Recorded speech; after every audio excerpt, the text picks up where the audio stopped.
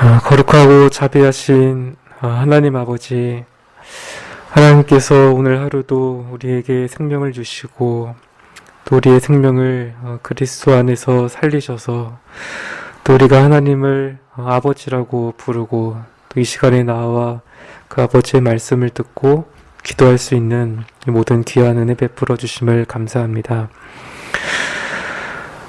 우리가 우리 스스로는 심히 연약하여서 하루도 하나님을 의지하지 않고는 살 수 없는 자들임을 우리가 날마다 절감하게 됩니다. 우리가 그럴 때에 참 우리 스스로를 계속 바라보면서 낙심하지 않게 붙들어 주시고 우리의 모든 믿음을 완성하시는 그 예수 그리스도를 우리가 끝까지 바라보고 이 좁은 신앙의 이 믿음의 경주를 잘 해나갈 수 있도록 주님께서 은혜 베풀어 주옵소서. 우리가 살아가는 이 세상이 참으로 혼란스럽고 요동하는 이러한 때에 하나님께서 참으로 우리 가운데 변하지 않는 이 진리의 말씀을 우리 마음에 새기시고 성령 하나님께서 그 말씀의 뜻을 밝혀주셔서 참 우리가 그 말씀의 양식으로 함께 더불어 먹고 또 그것을 우리 주위에 있는 사람들에게도 나누어 줄 수 있기를 구합니다. 먼저 우리가 이 복음의 은혜를 깊이 깨닫게 하시고 또 성령 하나님께서 또한 이 시간 가운데에도 우리와 함께하여 주셔서 우리의 듣는 이 말씀이 참으로 우리의 영혼에 새겨지고 우리 개인과 교회를 세우는 일에 유익하게 될 수 있도록 주님께서 함께하여 주옵소서. 이 시간에도 하나님의 온전한 말씀만이 가감없이 선포되고 또 사람의 말들은 다 땅에 떨어질 수 있도록 주님께서 역사하여 주옵소서. 살아계신 우리 구주 예수 그리스도의 이름으로 기도드립니다. 아멘.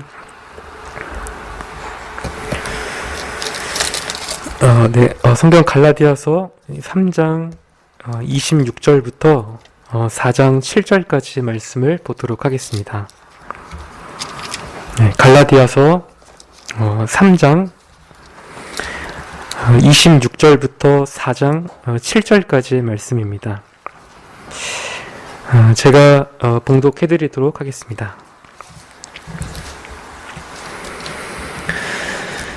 누구든지 그리스도와 합하여 너희가 26절부터 읽겠습니다. 너희가 다 믿음으로 말미암아 그리스도 예수 안에서 하나님의 아들이 되었으니 누구든지 그리스도와 합하여 세례를 받은 자는 그리스도로 옷 입었느니라. 너희는 유대인이나 헬라인이나 종이나 자주자나 남자나 여자 없이 다 그리스도 예수 안에서 하나이니라. 너희가 그리스도께 속한 자면 곧 아브라함의 자손이요 약속대로 유업을 이을 자니라. 내가 또 말하노니 유업을 이을 자가 모든 것의 주인이나 어렸을 동안에는 종과 다름이 없어서 그 아버지의 정한 때까지 후견인과 청지기 아래 있나니 이와 같이 우리도 어렸을 때에 이 세상 초등학문 아래 있어서 종노릇 하였더니 때가 참에 하나님이 그 아들을 보내사 여자에게서 나게 하시고 율법 아래 나게 하신 것은 율법 아래 있는 자들을 속량하시고 우리로 아들의 명분을 얻게 하려 하심이라. 너희가 아들인 고로 하나님이 그 아들의 영을 우리 마음 가운데 보내사 아바 아버지라 부르게 하셨느니라. 그러므로 내가 이후로는 종이 아니요 아들이니 아들이면 하나님으로 말미암아 유업을 이을 자니라. 아멘.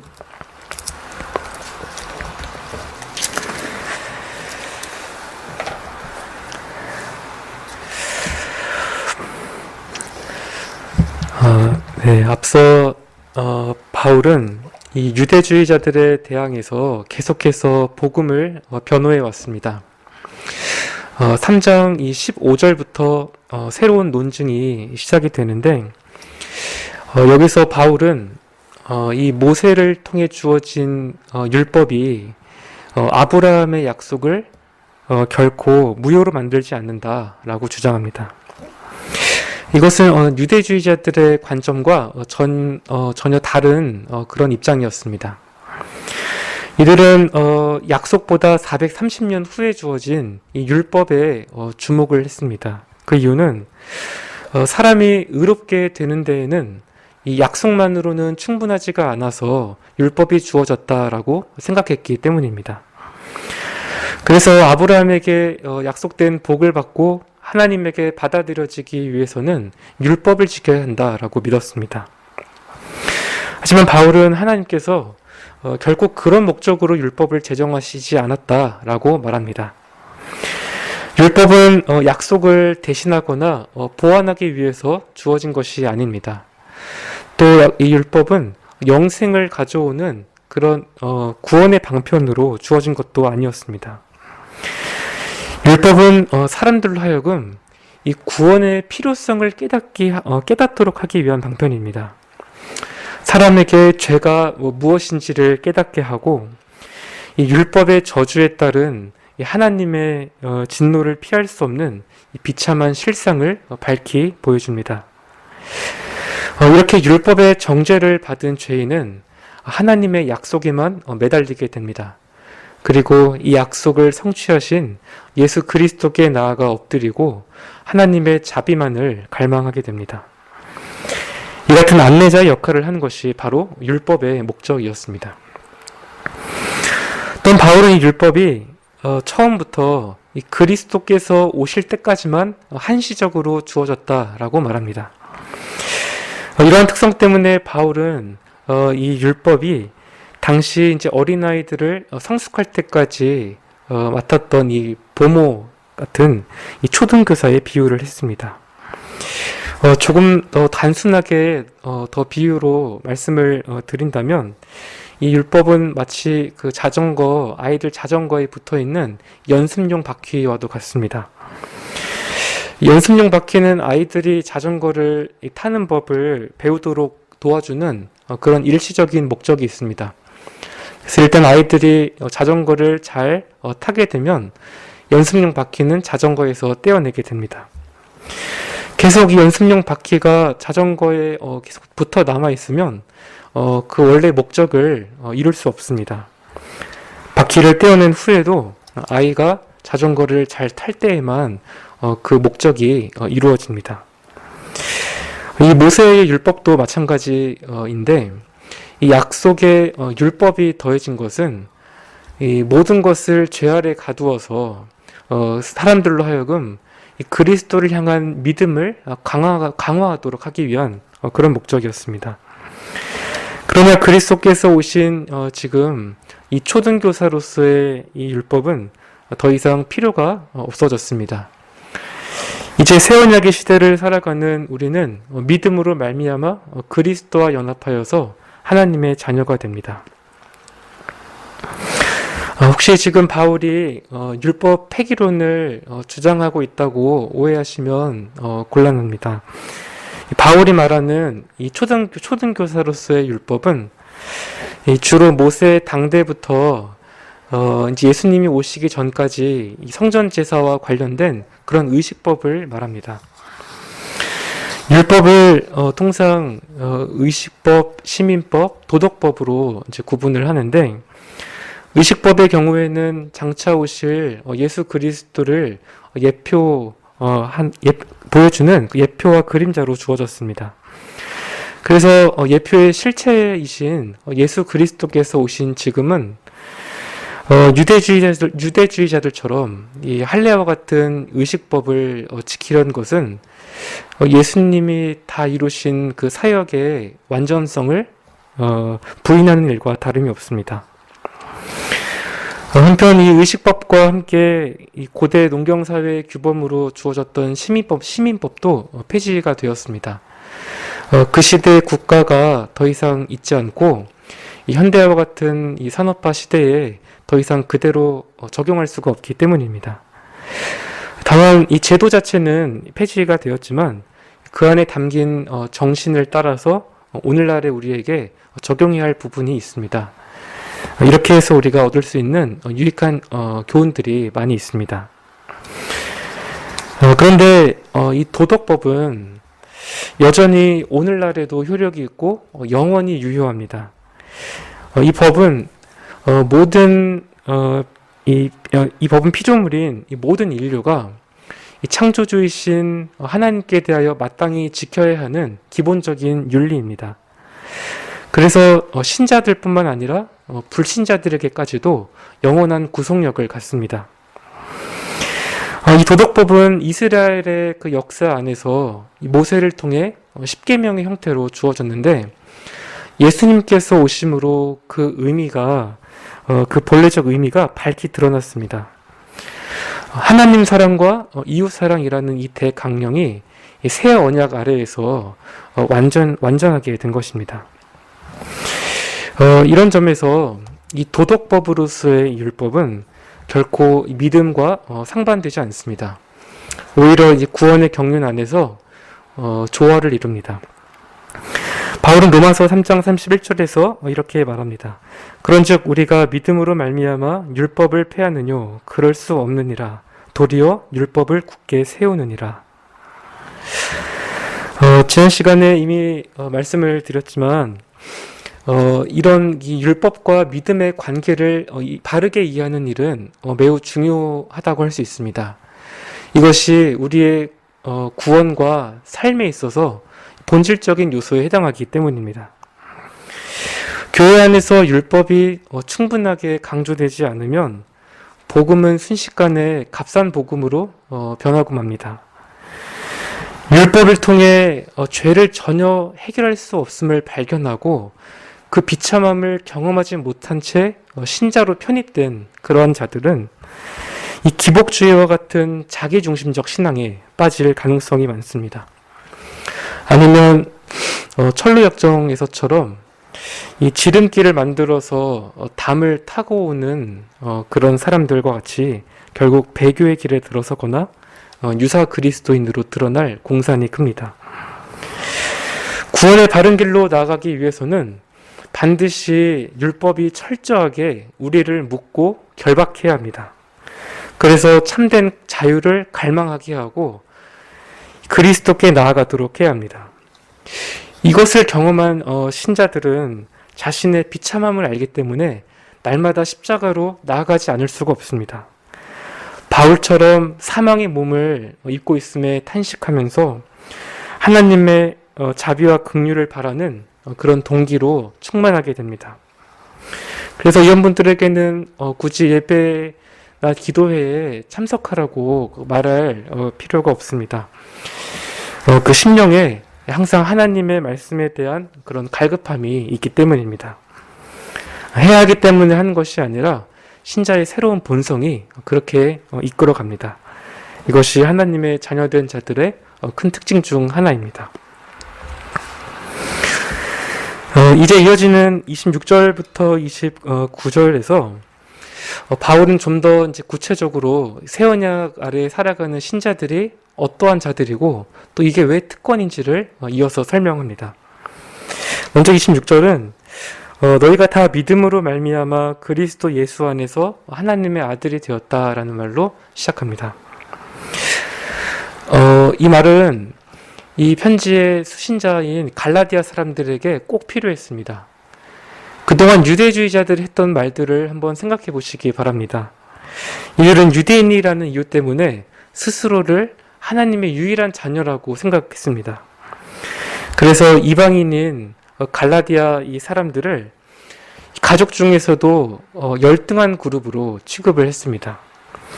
할례 받기 전까지 이들은 진정한 의미에서 형제가 될 수 없었습니다. 하지만 여기서 바울이 그러한 경계를 모두 다 허물어 버립니다. 복음은 유대인들만을 위한 것이 아니라 이방인을 위한 것이기도 했습니다. 유대인이나 이방인이나 관계없이 믿음을 가진 자들은 모두 다 하나님의 아들이다라고 선언합니다. 여기서 이 하나님의 아들이라는 표현이 갈라디아서에서 처음 등장합니다. 이 구약을 보면 하나님께서 이스라엘 백성들에게 아들이다라고 이렇게 얘기를 하시는데, 여기서 바울은 모든 신자가 다 하나님의 아들이다라고 얘기하고 있습니다. 유대인뿐만 아니라 특히 갈라디아 사람들과 같은 이방인 모두가 하나님의 백성이라는 완전한 신분을 누리고 있다는 사실을 강조하려는 것입니다. 하나님의 아들과 관련해서 또 한 가지 우리가 기억해야 할 점이 있습니다. 우리가 하나님의 아들이 되었다라고 할 때는 하나님께서 우리를 양자로 입양하셨다라는 의미로 생각해야 합니다. 왜냐하면 하나님의 친아들은 본질상 오직 예수 그리스도 한 분뿐이시기 때문입니다. 반면에 우리는 거듭나기 전에 세상 사람들과 똑같이 정욕을 쫓아 살았고 그들과 같이 본질상 진노의 자녀들이었습니다. 이런 우리가 아들의 신분을 얻기 위한 유일한 방법은 이 법적인 입양밖에 없습니다. 하나님께서 우리를 양자로 삼아 주셔야 합니다. 그리고 이것은 물론 그리스도를 우리가 믿어야만 가능합니다. 모두 아시는 것처럼 갈라디아서 전체에서 바울은 시종일관 계속해서 우리가 믿음으로만 하나님의 복들을 누릴 수 있다고 얘기하는데 이 양자되는 특권도 마찬가지입니다. 영접하는 자 곧 그 이름을 믿는 자들에게 하나님께서 자녀가 되는 권세를 주십니다. 특히 26절부터 29절을 한 구절씩 계속 보시면 이 모든 구절마다 다 믿음으로 그리스도와 연합한다는 표현들이 들어가 있습니다. 26절은 말씀드렸고 27절에서도 신자들은 다 그리스도 예수 안에서 그리스도 합하기 위하여 세례를 받는다. 그리스도로 옷 입는다고 표현합니다. 또 28절에서도 신자들은 다 그리스도 예수 안에서 하나다 말씀하고 있고 29절도 그리스도께 속한 것을 말씀합니다. 이처럼 양자가 되는 일은 율법의 행위로는 불가능합니다. 오직 예수 그리스도를 믿는 자들만이 하나님의 아들이 될 수 있습니다. 그런데 이 믿음으로 그리스도와 연합한다라고 하는 이 의미가 자칫 추상적이거나 관념적으로 비춰질지도 모르겠습니다. 믿음으로 연합한다고 하는 것이 사실 실제 우리 눈에 보이지 않기 때문입니다. 바울은 27절에서 이것을 그림처럼 선명하게 보여주기 위해서 이 세례라고 하는 이미지를 사용합니다. 여기 그리스도와 합하여 세례를 받은 자라고 이렇게 번역되어 있는데 그리스도 안으로 세례를 받은 자라고 번역하면 더 좋을 것 같습니다. 당시 초대교회 안에서 이 세례를 받을 때 이제 침수를 해서 세례를 받았습니다. 물 안에 들어가서 이제 세례를 받는 것입니다. 이런 세례는 마치 신자가 믿음으로 그리스도 안에 들어가 잠기는 듯한 그런 모습을 보여주는 것 같았습니다. 그래서 바울이 이 세례를 은유적으로 사용합니다. 그렇다면 과연 이렇게 그리스도 안으로 연합된 신자에게 어떤 결과가 찾아오는가? 바울은 여기서 독특한 표현을 사용하는데 그리스도로 옷 입었다라고 합니다. 여기에 우리가 기억해야 되는 중요한 내용들이 담겨 있습니다. 가장 먼저는 우리의 정체성과 관련된 부분입니다. 우리가 옷에는 여러 기능이 있습니다. 그 중에 하나가 내가 어떠한 사람인지를 보여줍니다. 성별을 나타낼 수도 있고 경찰이나 군인같이 직업을 나타낼 수도 있습니다. 또 문화에 따라서는 사회 계급이나 민족을 나타낼 수도 있습니다.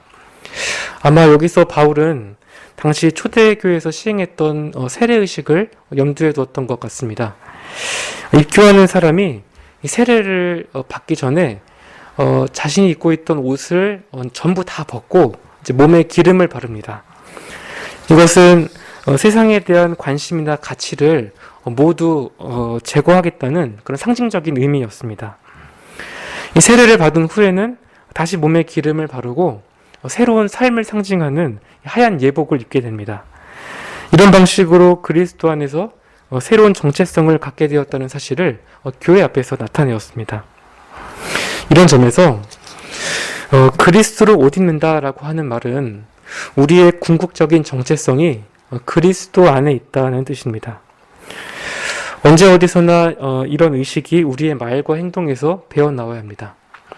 여러분께서는 자신을 표현한다면 나를 가장 잘 나타내고 규정할 수 있는 말이 무엇이라고 생각하십니까? 우리가 각자 사회 구성원으로서 맡은 역할들이 다 있습니다. 가정에서는 자녀나 부모나 배우자 역할이 있고, 또 사회에서는 또 학생이나 회사원이나 그 밖에 여러 직업군들이 있습니다. 이런 역할이나 직업은 분명히 나라는 사람이 어떤 사람인지를 보여주는 하나의 단서입니다. 하지만 내가 그리스도로 옷 입은 존귀한 하나님의 자녀다라고 한다면 세상이 어떤 분류 기준을 가지고 나라는 존재를 규정해 버리려는 그런 태도는 안 될 것입니다. 우리는 하나님께서 그리스도의 보혈로 값주고 사신 하나님의 아들들입니다. 택하신 족속이요 왕 같은 제사장이며 거룩한 나라요 하나님의 소유된 백성입니다. 세상 사람들처럼 저 흙에 속한 자들이 아니라 그리스도와 함께 하늘에 속한 자들입니다. 영생을 소유하고 있습니다. 세상에서 우리의 역할이 불필요하다거나 보잘것없다는 의미로 이런 말씀을 드리는 것은 아닙니다. 다만 세상의 어떤 것으로도 우리를 정의 내릴 수 없을 만큼 우리의 신분이 너무나 고귀하기 때문입니다. 이와 관련해서 그리스도를 옷 입는다는 표현에 또 하나 중요한 개념이 있는데, 이 그리스도로 옷 입은 자들은 실제로 그리스도로 옷 입은 것처럼 살아야 합니다. 옷은 우리 소지품 중에서 무엇보다 우리 몸에 가장 가까이 있습니다. 항상 우리 몸에 붙어 있다고 해도 과언이 아닙니다. 이처럼 우리가 그리스도로 옷 입었다라고 한다면 항상 주님을 가까이 하고 또 의지하고 동행하려고 애써야 합니다. 물론 이것은 그리스도인이라는 우리의 정체성이 우리 마음에 깊게 뿌리 내릴수록 자연스럽게 나타나는 모습입니다. 나에게서 그리스도의 향기가 나도록 그분을 의식하며 산다면 우리의 말과 행동도 그분 앞에서 행하는 것처럼 변하게 될 것입니다. 우리가 이외에도 옷 입는 것과 관련된 의미를 여러 가지 생각을 해볼 수 있지만 그런 핵심은 변하지 않습니다. 믿음으로 그리스도와 연합한 신자는 그들의 전 인격에 그리스도께서 배어들도록 해야 합니다. 이것이 참된 하나님의 백성이자 자녀의 모습이기 때문입니다. 한편 이제 우리의 정체성을 분명히 하는 일은 교회의 하나됨이라는 가치를 추구하는 일이기도 합니다. 바울이 28절에서 이 주제에 대해 언급합니다. 너희는 유대인이나 헬라인이나 종이나 자주자나 남자나 여자 없이 다 그리스도 예수 안에서 하나이니라. 바울은 먼저 유대인과 헬라인을 말합니다.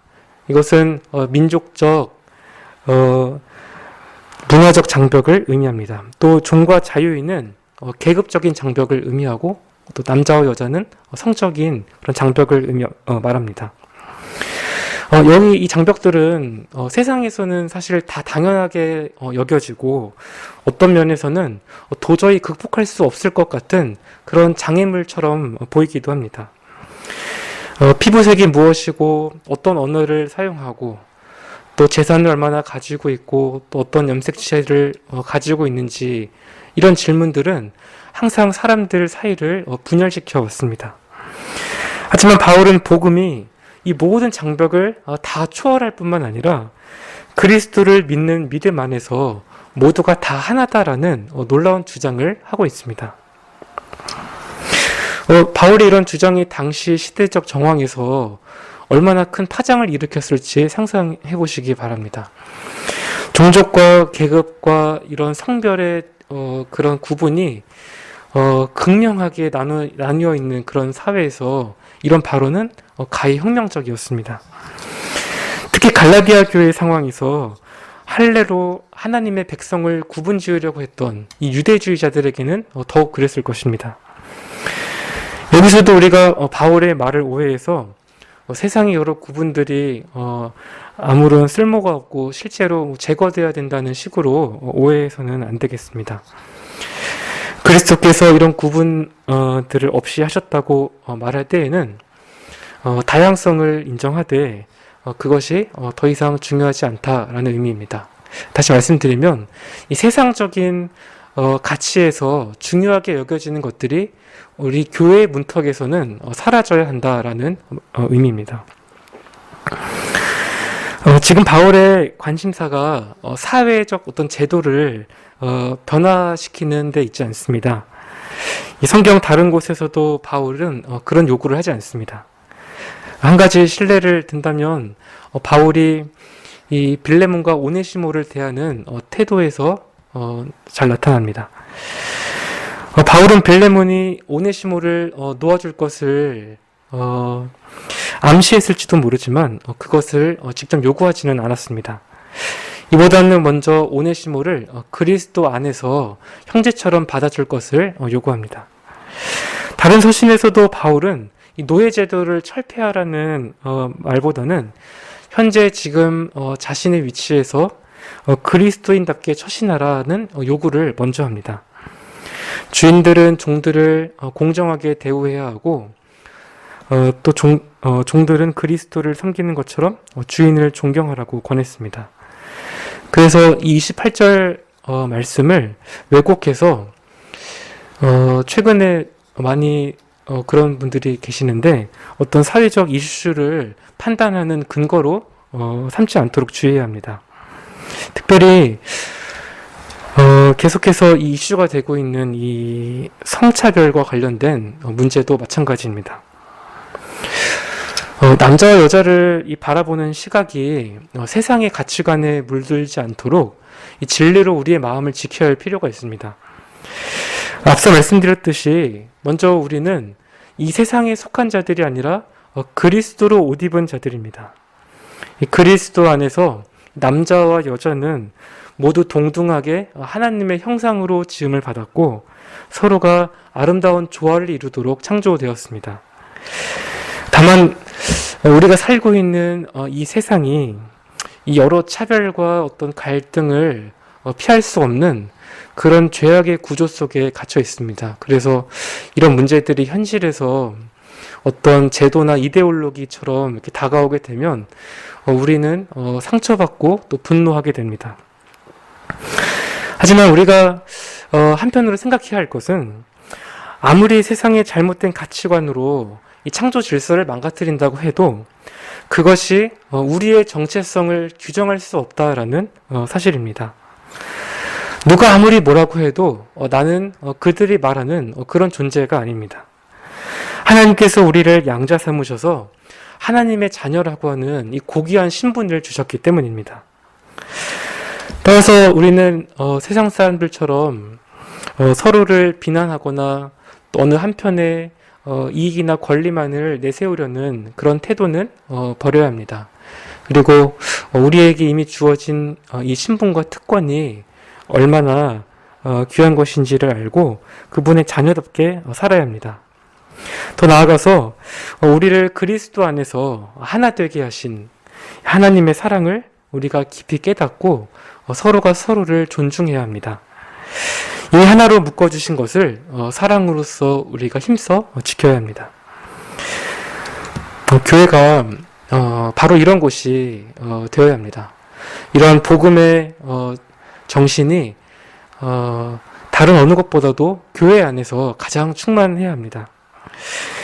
이미 우리에게는 세상이 알 수 없는 참된 자유와 특권이 주어져 있습니다. 우리는 모두가 다 하나님의 가족이고 모두가 다 동등하고 모두가 다 아름다운 존재들입니다. 이런 마음을 가지고 우리가 각자의 역할을 힘껏 해나갈 수 있도록 서로 격려하고 위로해야 합니다. 복음에만 진정한 해답이 있습니다. 4장에 넘어오면서 바울은 하나님께 입양된다라고 하는 의미를 조금 다른 각도에서 설명하기 시작합니다. 먼저 아들의 신분을 얻기 전의 상태를 설명하기 위해서 이 유산 상속에 관련된 예화를 들고 있습니다. 그 이유는 이 지금 전체 갈라디아서의 그 논쟁이 과연 누가 아브라함에게 약속된 유업을 받을 것인가 하는 그런 문제이기 때문입니다. 고대 헬라의 시민법에서는 상속 자녀가 미성년자인 14살이 될 때까지 후견인의 보호를 받도록 되어 있었습니다.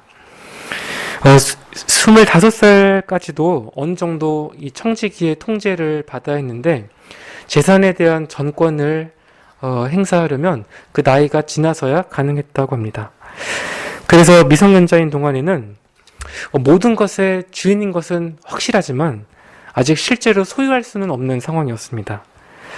이런 점에서 상속받지 못한 자녀는 마치 종과 비슷한 상태입니다. 후견인과 청지기 아래서 이런저런 훈련과 지시를 받아야 하는 그런 속박 상태에 머물러 있어야 했습니다. 이 비유에서 바울의 요점은 3절에 나와 있는 그대로입니다. 신자들도 그리스도가 오시기 전까지 이 세상 초등학문 아래에서 종노릇하며 지냈다라는 사실입니다.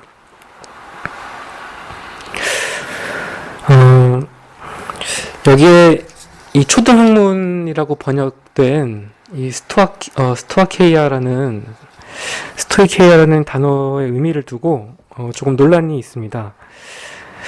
우리가 여기 이제 초등학문이라는 이 표현만 본다면 어떤 기초적인 지식 또는 원리라고 보여집니다. 근데 이런 의미를 본다면 초보적인 지식이 그동안 사람들을 계속 가두어왔다라고 해석해야 되는데 조금 어색한 감이 있습니다. 그래서 초등학문이 가진 또 다른 의미가 있는데 바로 이 세상을 구성하는 어떤 땅, 공기, 불, 물과 같은 그런 요소들입니다. 당시 고대 사람들이 이러한 요소에 마치 이 정령처럼 어떤 영적인 존재가 깃들어 있다고 생각을 했고 이것들을 일종의 신으로 간주했습니다. 그리고 이것들을 섬기고 또 경배했습니다. 물론 이렇게 신들로 경배받는 것들은 다 피조물에 불과합니다. 하지만 사람들이 여전히 그런 것들 아래서 종노릇한다라는 사실은 그 배후에 어떤 영적인 존재가 있기 때문입니다. 이들은 다른 무엇이 아니라 인간을 멸망으로 이끌고 가는 악한 영들이 분명합니다. 이런 해석이 문맥적으로 자연스러워 보이는 이유가 8절에 있습니다. 이 3절에서 이 세상 초등학문 아래서 종노릇하던 사람들이 8절에서는 이 본질상 하나님이 아닌 자들에게 종노릇한다라고 묘사되어 있습니다. 이 9절에서도 이 8절에 나타난 이 표현을 다시 한번 초등학문이라고 지칭합니다. 그렇다면 결국 이 3절 말씀은 모든 사람들이 다 그리스도께서 오시기 전까지 이 세상의 악한 영들 지배 아래 매여 있었다라고 이해할 수 있을 것입니다. 갈라디아 교인들과 같이 이방인들은 분명 이런 영향 아래 있었고 이 유대인들의 경우에는 율법 아래에서 이 종의 상태에 있었습니다. 물론 율법이 마귀의 악한 계획이라고 볼 수는 없습니다. 율법 자체는 하나님께서 선한 목적을 가지고 모세에게 주신 것이기 때문에 것이지만 마귀가 이것을 뒤틀어서 사람들을 학대하고 절망에 빠뜨린 것입니다. 우리가 율법의 안내를 바르게 받으면 누구나 다 그리스도께로 바르게 나아갈 수 있습니다. 하지만 마귀는 이 율법을 이 정죄의 도구로만 이용해서 사람들을 영원한 두려움 속에 가두어 놓으려고 합니다. 이처럼 마귀의 지배 아래 종노릇하며 살아가는 것이 모든 사람의 타고난 상태였습니다. 그런데 4절에서 등장하는 이 때가 참해라는 이 말 때문에 앞서 말씀드린 이 모든 상황이 한 번에 반전됩니다. 하나님께서 정하신 이 구속사의 전체 계획 가운데 드디어 이 세상에 아들을 보내실 충만한 때가 이르렀습니다. 사실 이 짧은 표현 속에 아주 오랜 세월의 역사가 응축되어 있습니다. 이 긴 시간 동안에 수많은 사람들이 매우 고달프고 힘든 그런 미성년자의 시기를 보내야 했습니다. 하지만 드디어 아버지가 정하신 때가 되었고 자녀들이 자유롭게 약속을 받는 때가 찾아왔습니다. 우리가 왜 하나님께서 이 1세기 팔레스타인 지역에 예수님을 보내셨을까? 그 이유를 다 알 수 없습니다. 우리가 역사적으로는 어느 정도 설명을 시도해 볼 수 있습니다.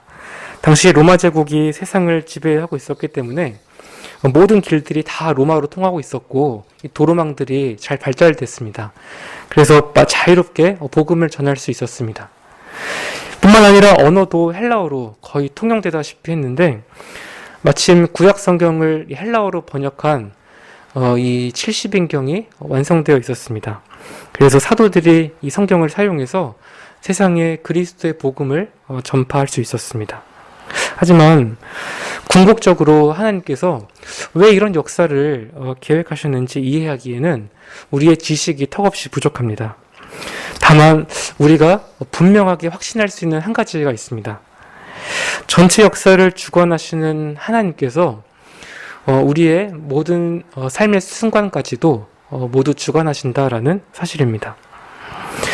물론 이 중에는 도무지 우리가 이해할 수 없는 고난이 섞여 있지만 여전히 우리는 하나님을 신뢰할 수 있습니다. 왜냐하면 하나님께서 우리에게 행사하시는 일이 모두 다 아버지의 사랑에서 비롯된다는 사실을 우리에게 보여주셨기 때문입니다. 이것이 오늘 본문 4장 4절부터 6절에 아주 감동적으로 나타나 있습니다. 이 세 구절인데 여기서 영적으로 고아였던 우리를 양자로 삼으시기 위한 이 삼위 하나님의 사랑과 열심이 분명하게 드러납니다. 먼저 성부 하나님께서는 앞서 말씀드린 것처럼 우리를 구원하시기 위한 모든 계획을 세우셨습니다. 여기에는 창세전에 그리스도 안에서 우리를 택하신 예정이 포함됩니다. 이 선택은 하나님의 영원하신 그 목적과 기쁘신 뜻에 따라서 은혜와 사랑으로 행하신 일입니다. 그리고 택하신 우리를 구원하시기 위해 정확한 때에 예수님을 보내셨습니다. 그런데 이 예수님은 하나님의 독생자이시고 죄가 없으신 사랑하는 외아들이십니다. 그런 예수님을 조금도 아끼지 않으시고 이 세상에 보내신 이유는 바로 율법 아래에 있는 우리를 속량하시기 위해서였습니다. 그렇다면 성자이신 예수님께서는 어떤 일을 하셨습니까? 영광과 능력이 성부와 동등하신 성자께서는 이 때가 이르자 종의 형체를 취하시고 여자에게서 나셨습니다. 영원한 신성을 지니신 성자께서 참된 인성을 취하신 이유는 바로 죄인을 대신할 이 중보자의 자격을 갖추기 위해서입니다. 또한 예수님은 유대인 어머니를 통해 유대 율법 아래서 나셨습니다. 그리고 사시는 내내 모든 율법을 완벽하게 다 행하셨습니다. 나신 지 8일 만에 할례를 받으셨고 또 십계명을 모두 다 완전하게 지키셨습니다. 절기나 예배에 대한 가르침도 하나도 어기지 않으셨습니다. 이뿐만 아니라 주님께서는 죽기까지 십자가에 달려 죽기까지 순종하셨는데 우리 대신 율법의 저주를 받으셔야 했기 때문입니다. 이렇게 율법의 모든 의를 다 이루신 예수님은 죄의 권세와 율법 아래 매여 있는 우리를 속량하셨습니다. 이 속량하시다는 말은 주인에게 값을 주고 노예를 해방시킨다라는 그런 의미입니다. 예수님께서도 우리를 율법 아래에서 속량하시기 위해서 모든 필요한 값을 지불하셨습니다. 근데 예수님이 우리를 위해 이루신 일이 여기서 멈추지 않습니다. 죄를 사해 주셨을 뿐만 아니라 우리가 하나님의 아들이 되도록 아들의 명분을 주십니다. 당시 이 로마의 문화권에서 이 부유 계층에 속한 남자가 이 혈연 관계가 전혀 없는 이 종 가운데 하나를 골라서 입양을 할 수 있었습니다. 그러면 이 종은 양자로 입양이 되어서 그 순간부터 아들로서 모든 권리를 다 누리게 됩니다. 태생이 종이라서 아무런 연고가 없는데도 이 아들이라는 법적 지위를 받는다라는 것은 너무나 놀라운 특권입니다. 이것은 하나님께서 또 예수님께서 우리를 위해 무엇을 해주셨는지 잘 보여주는 대목입니다. 만일 하나님께서 우리의 죄만 용서해 주셨다라고 한다면 그것만으로도 사실 너무 감사한 일이지만 하나님과 우리와의 관계는 불안정해질 수밖에 없습니다. 우리 스스로 안간힘을 써서 하나님의 호의와 어떤 은총을 얻어내려고 노력하다가 결국에는 절망하고 낙심하게 될 것이기 때문입니다. 하지만 예수님께서는 우리가 모든 유업을 받아 누릴 수 있도록 아들의 명분을 얻게 하셨습니다. 이제 여기서 성령님께서 하시는 일이 나타납니다. 6절 말씀에 따르면 성령님께서는 예수님께서 우리에게 주신 이 아들의 신분을 실제로 누리고 경험케 하는 일을 하십니다. 그렇다면 우리는 왜 하나님께서 성령님을 통해서 이런 일들을 하게 하시는가 한번 생각해 볼 필요가 있습니다. 여러 이유가 있겠지만 여러 원인 중 하나는 우리에게 있습니다. 우리는 하나님의 아들이 되는 이 놀라운 양자의 특권을 받았는데도 종종 그 사실을 잊어버립니다. 왜냐하면 종이었던 우리의 예전의 그 신분과 모습을 우리가 발견할 때마다 과연 하나님께서 정말 나를 사랑하시는지 그런 의심이 들기 때문입니다. 그래서 때로는 일부러 하나님의 마음을 우리가 아프시게까지 하면서 그분의 사랑을 확인받고 싶어 합니다. 제가 실제로 그 입양된 아이들의 말을 이렇게 들어보면 이와 비슷한 경험을 아이들이 하게 되는데, 아이들이 뒤늦게 자기가 입양된 사실을 알게 되면 자기가 버려졌던 존재구나 라는 이런 생각을 하면서도 동시에 이런 의문이 든다고 합니다. 부모님은 나를 낳지도 않았는데 어떻게 이렇게 나를 사랑해 주셨을까? 그래서 이 의문이 확신으로 바뀔 때까지 일부러 부모님의 마음을 아프게 합니다. 이렇게 해서라도 부모님이 여전히 자기를 사랑하고 있고 버리지 않는다는 것을 확신하고 싶어 하기 때문입니다. 하나님께서는 이런 우리를 결코 혼자 내버려 두지 않으십니다. 우리의 마음을 가장 잘 아시기 때문에 하나님은 아들이신 예수님뿐만 아니라 성령님도 보내주셨습니다. 우리가 정말 하나님의 자녀임을 확신하도록 우리 영혼에 증거를 새겨주십니다. 성령님은 우리 마음에 한번 들어오시면 절대로 떠나지 않으십니다. 여기에 성령님의 어떤 겸손함이 있는데, 성령님께서는 신자들이 여전히 불완전하고 때로는 악으로 치닫는 그런 경향이 있는데도 우리 마음에 항상 거하십니다. 해가 바뀌고 반세기, 한 세기가 계속 지나도 여전히 자녀들 안에 계십니다. 또 성령님께서는 영원히 거하실 뿐만 아니라 우리가 하나님을 아버지라고 부를 수 있도록 하십니다.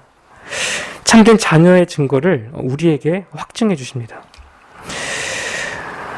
이 말은 우리가 하나님을 아버지로 부르지 않을 수 없도록 우리 안에 어떤 필요의식을 일으키시고 확신시킨다는 의미입니다. 사실 때로 우리가 하나님을 아버지라고 부를 수 없는 때도 있습니다. 여러 의심과 어떤 두려움과 슬픔이 가득해서 차마 입 밖으로 하나님을 부를 수조차 없는 그런 때입니다. 기도조차 하기 어렵고 하나님의 자녀라는 생각도 잘 들지 않아서 탄식만 나올 때도 성령께서는 우리 안에서 간구하십니다. 이와 같이 성령도 우리 연약함을 도우시나니 우리가 마땅히 빌 바를 알지 못하나 오직 성령이 말할 수 없는 탄식으로 우리를 위하여 친히 간구하시느니라. 로마서 8장 26절 말씀입니다. 특별히 바울은 하나님께서 성령님으로 하여금 우리가 하나님을 아바 아버지라고 부르도록 한다고 말합니다. 이 앞에 아바라는 말은 아람어고 뒤에 아버지라는 말은 이제 헬라어인데, 마치 하나님께서 유대인과 이방인들 모두의 아버지 이심을 암시하는 그런 표현처럼 보이기도 합니다. 그런데 이 아바라는 이 말에 깊은 애정과 존경이 담긴 그런 확신이 섞인 그런 의미가 담겨 있습니다. 사랑하는 아버지, 가장 친애하는 아버지라는 의미입니다. 또 6절에서 부르게 하신다라는 이 표현도 최대한 강렬한 감정을 담아서 부르짖는다라는 뜻입니다. 가슴속 깊이 사무치는 감정 때문에 가슴이 터질 듯한 큰 소리로 부르짖는다는 아주 강한 단어입니다. 우리가 주목할 것은 마가복음 14장 36절을 보면 예수님께서 겟세마네 동산에서 깊은 고뇌에 빠지시면서 기도하셨을 때에 하나님을 아바 아버지라고 부르셨다라는 사실입니다. 참된 인성을 지니신 예수님께서 고통 가운데에 어떤 모국어를 쓰셨다라는 것은 상당히 의미심장합니다. 분명 예수님은 그때의 심정을 가장 잘 표현하고 잘 담아낼 수 있는 담아내기 위해서 자연스럽게 그러셨을 거라고 생각합니다. 예수님께서 지금도 우리 안에 계시면서 여전히 하나님을 아바 아버지라고 부르고 계십니다. 성령님께서는 그리스도의 영이라고 불리시기 때문입니다. 여러분께서는 하나님을 아버지라고 알고 또 그렇게 부르고 계십니까? 또 그렇게 부르지 못할 때에도 하나님은 여전히 나의 아버지가 되십니까? 누가 아무리 나의 입을 막으려고 해도 하나님을 아바 아버지라고 부르지 않고는 도무지 견딜 수가 없으십니까? 그렇다면 여러분께서는 모두 다 사랑받는 하나님의 아들이 확실합니다. 더 이상 종이 아니라 하나님의 유업을 이을 자녀라고 말씀하십니다. 우리 안에 이 사실로 인한 벅찬 감동과 기쁨이 늘 충만해야 합니다. 삼위 하나님께서 우리를 양자로 입양하시기 위해서 이 모든 일들을 다 이루셨기 때문입니다. 사도 요한은 요한일서 3장 1절에서 이렇게 고백합니다. 보라, 아버지께서 어떠한 사랑을 우리에게 주사 하나님의 자녀라 일컬음을 얻게 하셨는고 우리가 그러하도다. 그러므로 세상이 우리를 알지 못함은 그를 알지 못함이니라. 이때는 요한이 거듭난 지 60년이 지난 후였습니다. 그런데도 요한의 마음은 자신을 하나님의 자녀로 삼아주신 이 영광스러운 양자됨의 영광스러운 진리와 은혜로 가득 차 있었던 것입니다. 우리도 마찬가지입니다. 오늘 말씀에서 이 양자됨의 특권이 얼마나 귀한지 조금이라도 깨닫게 하셨다면 앞으로 이 특권을 계속해서 더욱 깊이 경험하고 누려가야 합니다. 여기에 어떤 특별한 방법이 있지는 않습니다. 하나님의 말씀을 우리가 계속 묵상하고 기도하면서 우리 안에 양자의 의식이 날마다 자라도록 해야 합니다. 우리가 잠시 받는 어떤 일시적인 강렬한 의식이나 감정은 수십 년 동안 계속 지속되기란 쉬운 일이 아닙니다. 그리고 또 저절로 되지도 않습니다. 양자된 하나님의 자녀답게 우리가 살기 위해서는 날마다 은혜의 이 교리들을 묵상하고 또 그것을 가지고 기도해야 합니다. 그러면 하나님께서 우리가 하나님의 자녀인 것과 또 그리스도와 함께 상속자라는 사실을 확신시켜 주십니다. 우리 삶에도 기쁨과 감사가 넘쳐나게 됩니다. 이 시간 이후로 이런 복된 삶이 우리 가운데에 나타날 수 있도록 하나님의 은혜가 함께 하기를 소망합니다. 네, 함께 기도하겠습니다.